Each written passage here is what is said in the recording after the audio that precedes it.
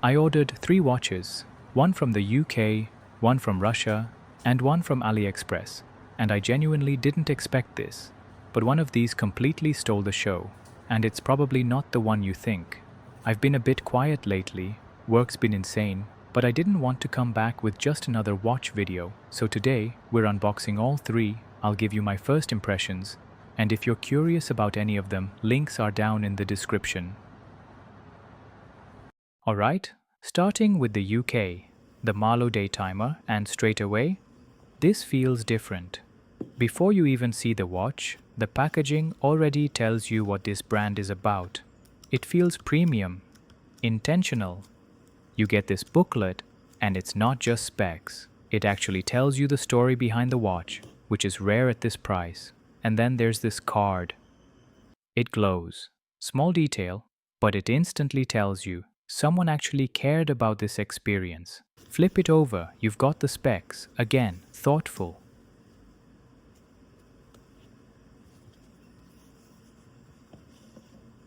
And then the watch itself.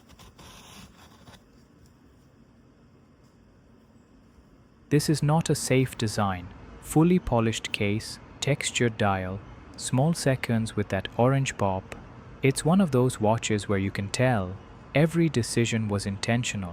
I grabbed it for around $550 on sale. Yeah, this feels refined. Probably the most complete watch here.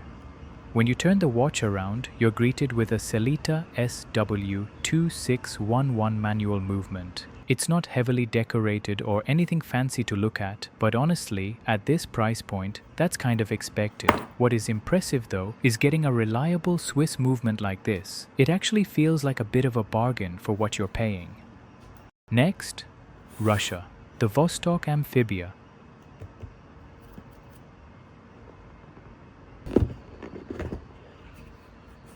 And I'll be honest, this is the one that spoke to me, not because it's perfect, but because it has personality. The moment you pick it up, it just feels different. That cream dial with the light blue accents. The contrast is just beautiful. And this is the Elbrus edition, inspired by the highest mountain in Europe. That alone gives it character. But then you get the Vostok quirks. The crown wobble, yeah, it's there. The bezel feels very Vostok, but weirdly, that's exactly why people love it. It's not trying to be perfect. And then the lume, this is where it gets crazy. Full lume dial, and in the dark, it just transforms. This is not the most refined watch here, but easily the most interesting. And finally, from China, the Octopus Kraken.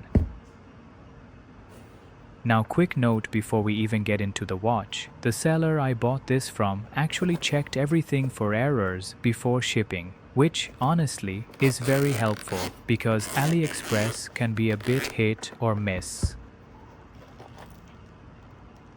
So yeah, affiliate link is down in the description if you're curious.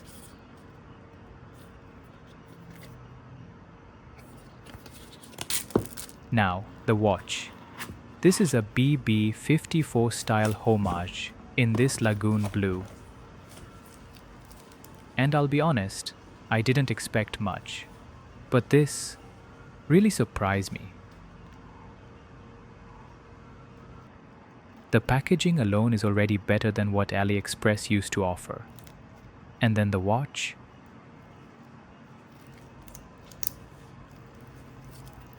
The dial has way more depth than the photos show. It's not flat at all, and in direct light, it actually sparkles. There's this really nice, subtle glow to it. Not flashy, but rich. And the color, this Lagoon blue, it's unique. Not the easiest to match, but that's kind of the point. Now the branding, I was a bit worried about that. But it blends into the dial really well. It doesn't scream at you, which I appreciate. And for the price, this feels like serious value. Honestly, This is one of the smartest ways to experience a color like this before committing to something like a Tudor. Because spending thousands and then realizing the color isn't for you, that's a painful mistake. So yeah, first impressions. The Marloe, the most refined, the Vostok, the most interesting, and the Octopus, the biggest surprise. But here's the real question. Which one would you actually wear? Full reviews are coming, where I'll properly test all three. So, if you want to see which one actually holds up, make sure you're subscribed. And as always, keep ticking, stay safe.